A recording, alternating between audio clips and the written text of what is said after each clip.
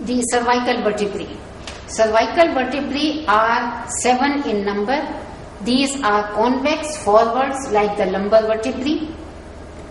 First, second and seventh are atypical, and third, fourth, fifth and sixth are typical in nature.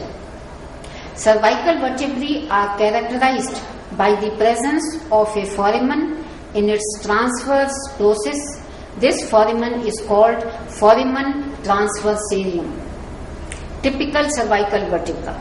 The body is small, broad from side to side, with superior surface concave transversely. The anterior border is beveled. Inferior surface is concavo-convex.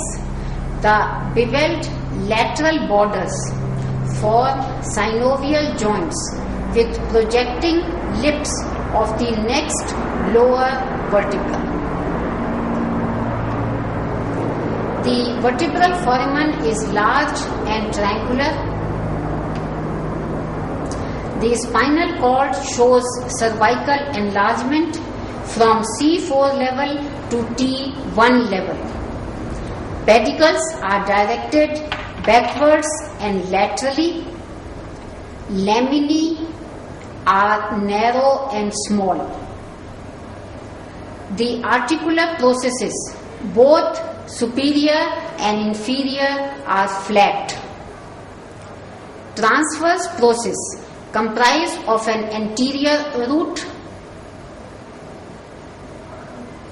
posterior root, which end in tubercles, and the tubercles are joined by a costo-transverse bar. The costal element, equivalent to the rib of a thoracic vertebra, is represented by anterior root,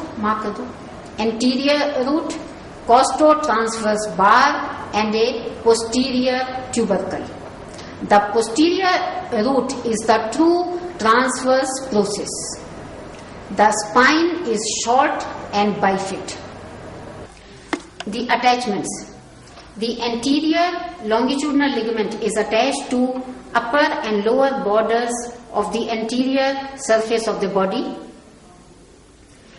Posterior longitudinal ligament is attached to the upper and lower borders of the posterior surface of the body. Posterior surface presents 2 to 4 foramina. For the exit of basivertebral veins, which bring the formed blood cells from bone marrow in the body of the vertebra. Upper and lower borders of anterior surface of laminae give attachment to ligamentum flava.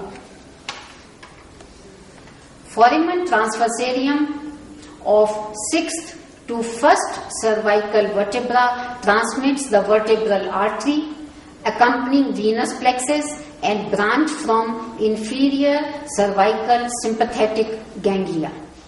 Anterior tubercles of 3rd to 6th vertebrae give origin to scalenus anterior muscle. Posterior tubercles give origin to scalenus medius and levator scapulae. And lastly, the spine gives origin to true muscles of the back like interspinalis and semispinalis. The first cervical vertebra or the atlas vertebra. First cervical or atlas vertebra has no body. It comprises a short anterior arch, long posterior arch, a lateral mass, and a transverse process. Anterior arch shows a median anterior tubercle on its anterior aspect and a oval facet on its posterior aspect. The oval facet articulates with the dens of axis.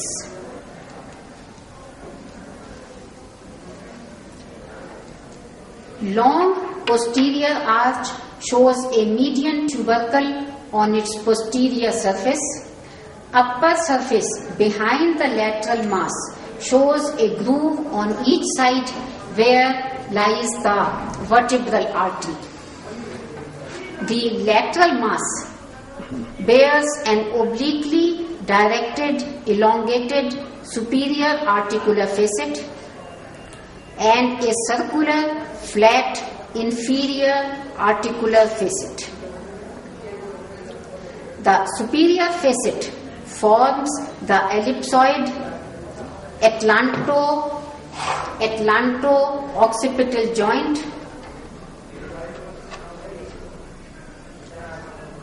where movements of nodding or yes is performed. On the medial side of the lateral mass is a tubercle which gives attachment to the transverse ligament. The long transverse process projects laterally. Attachments. The anterior tubercle gives attachment to upper end of the anterior longitudinal ligament. Upper border of anterior arch gives attachment to anterior atlanto-occipital membrane. The posterior tubercle gives attachment to ligamentum nuchae in the median plane. The groove on the posterior arch of atlas contains the third part of occipital artery. This is the area of suboccipital triangle. Artery enters here from foramen transversarium of first cervical vertebra. The second part of artery runs in the foramen transversarium from 6th to the first cervical vertebra, and it enters the foramen magnum as the fourth part of the artery. Lastly, the first part of the artery lies in the neck below the 6th cervical vertebra. The vertebral artery is separated from the bone by the first cervical nerve. To the tubercles on the medial sides of lateral mass of atlas is attached the transverse ligament of atlas.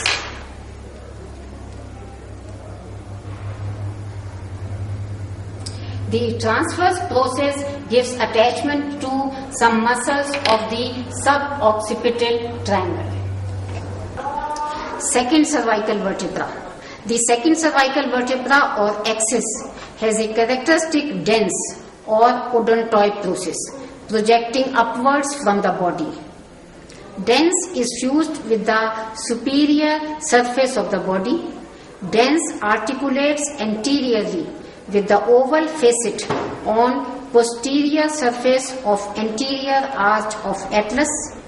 Posteriorly, it articulates with the transverse ligament of atlas attached to medial aspect of lateral masses. Superior vertebral notch is shallow. The superior vertebral notch is shallow, while the inferior vertebral notch is deep. Transverse processes are very small. The spine is large and thick. Attachments. The apex of dens gives attachment to the apical ligament of the dens. At sides of the dens, there is attachment of the alar ligament. Anterior surface of body gives attachment to anterior longitudinal ligament. Posterior surface of body gives attachment to posterior longitudinal ligament, membrana tectoria, and vertical band of the cruciate ligament.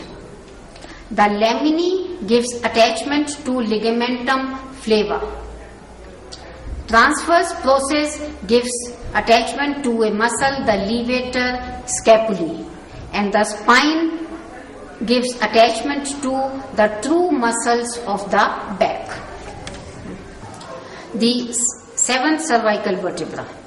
This vertebra has long spinous process and is called vertebra prominens.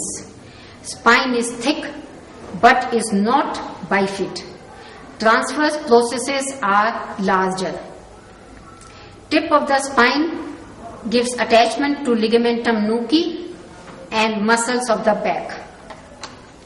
The transverse process contains foramen transversarium, but only accessory vertebral vein passes.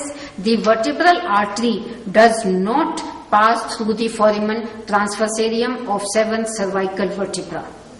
Posterior tubercle gives attachment to suprapleural membrane. The anterior root may be long to form the cervical rib.